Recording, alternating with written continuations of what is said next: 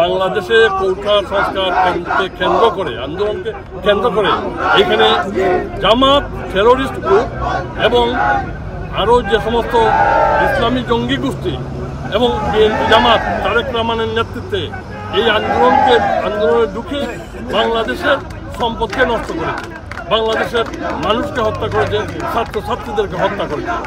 সেই হত্যাকারীদের শনাক্ত করে বিচারের কাঠগড়ায় আনানো হবে। আমরা ব্রিটিশ এমপি মন্ত্রী জানান দিতে চাই, মাননীয় প্রধানমন্ত্রীর নেতৃত্বে বাংলাদেশ এগিয়ে যাচ্ছে, বদলে যাচ্ছে উন্নয়ন সমৃদ্ধ অগ্রযাত্রায়।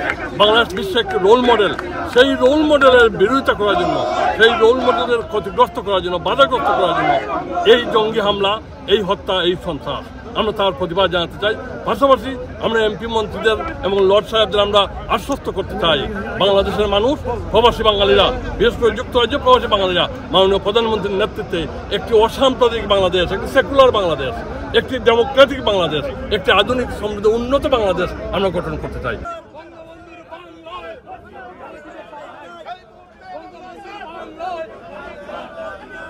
যে সন্ত্রাস হয়েছে, যে ধ্বংসলীলা হয়েছে, সেই ধ্বংসলীলা যে সমস্ত পাপিষ্ঠরা করেছে, তারা বিদেশি এজেন্ট, পাকিস্তানের এজেন্ট, রাজাকার আলবদরদের এজেন্ট, ধর্ম ব্যবসায়ী শয়তানরা এটা করেছে।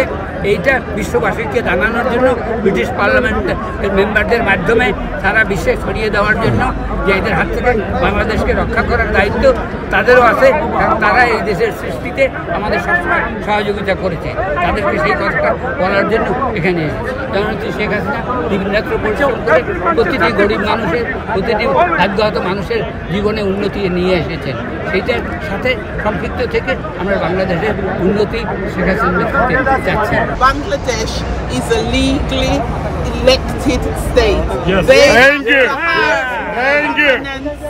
Over their state, and it is not for me as a British MP to be making comments about what Bangladesh are doing.